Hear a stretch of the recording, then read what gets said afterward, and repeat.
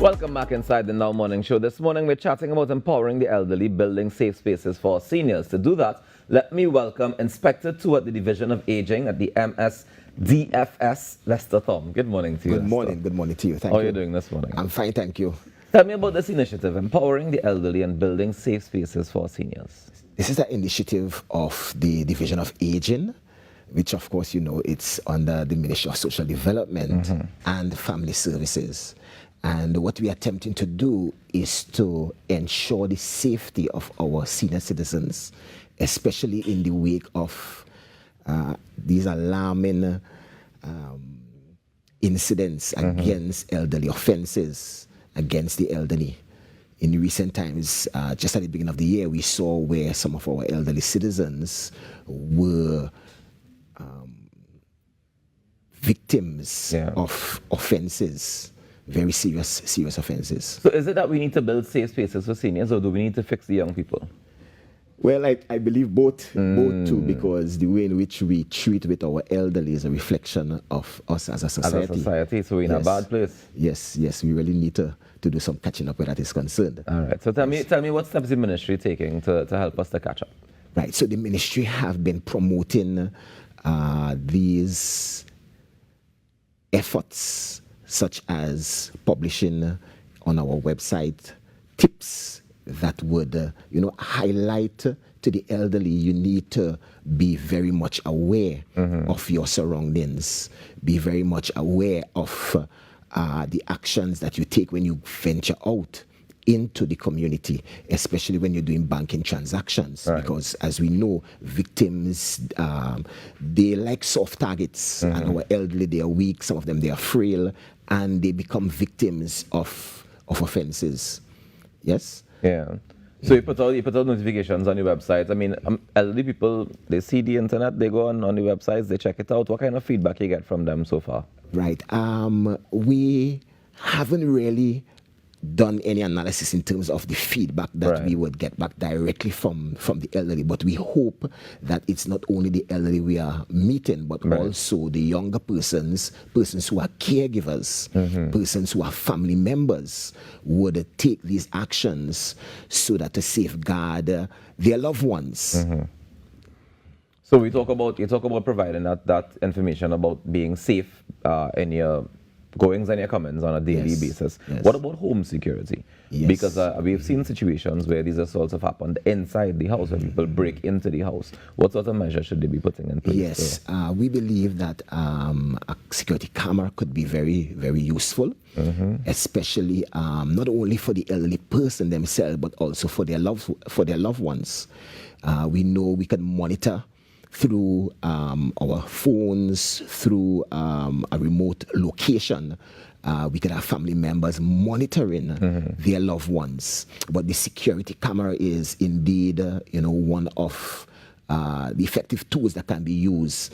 We also advise the elderly to have those horns, those horns. The air horns. The air horns. To have one of those to raise alarms so that they would be able to signal their neighbors that they are in distress.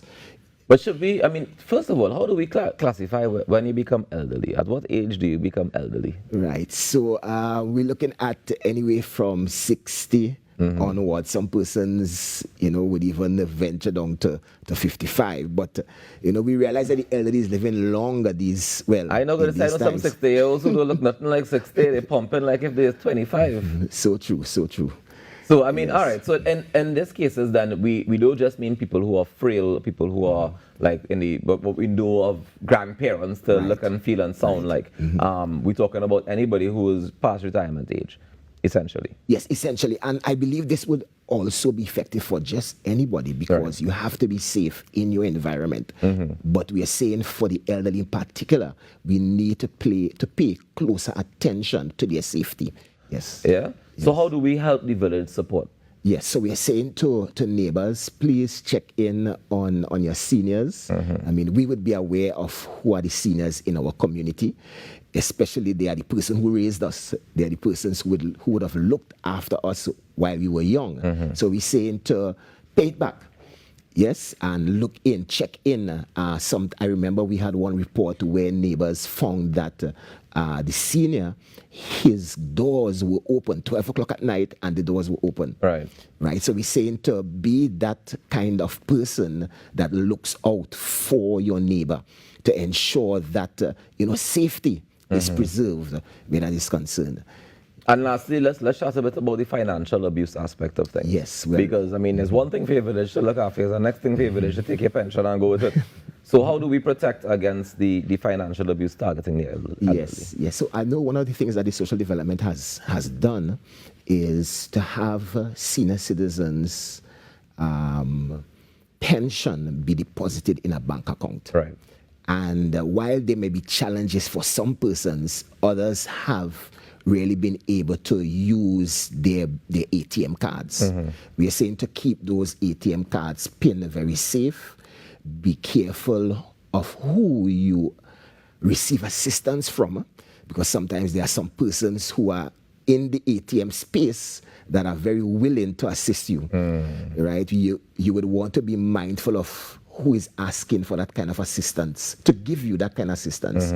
And also we are saying be very careful in withdrawing large sums of money, because I mean some persons, they tend to watch and to observe, and so too they ought to be very, very cautious. One of the good things I've realized, in terms of some of our supermarkets, they have actually put ATMs inside, in the supermarkets, which is like a safe area. Okay. And it, helps the elderly to be in a safe place while they can withdraw their funds. Nice. Lester, if people want to get in contact with the Ministry of Social Development, specifically the Division of Aging, how do they do so? Yes, the Division of Aging, we have this call center. It's called OPIC, right? And 800 OPIC. Right. OPIC? OPIC. All right. And that platform will allow for persons to make complaints and to file reports and concerns, even get information, right, for the older persons. So that's 6742. Yeah? 800-6742. OPIC.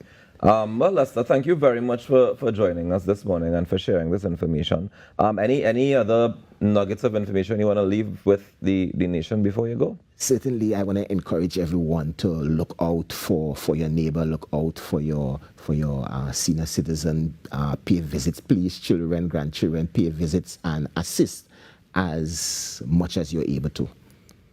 Assist as much as you're able to. I think that's definitely one of the things that we have to take away from this conversation, is that it takes the village, it takes the society to do better, to treat our elderly better, so that it will reflect better on you, karma real. Don't forget that, right? That's right. All right, Lester Thom, ladies and gentlemen, the Inspector 2 at the Division of Aging inside the Ministry of Social Development and Family Services. We thank you very much for joining us, sir, and continue to do the great work that you're doing. We take a quick break and we come back with more on the Now Morning Show. Stay tuned.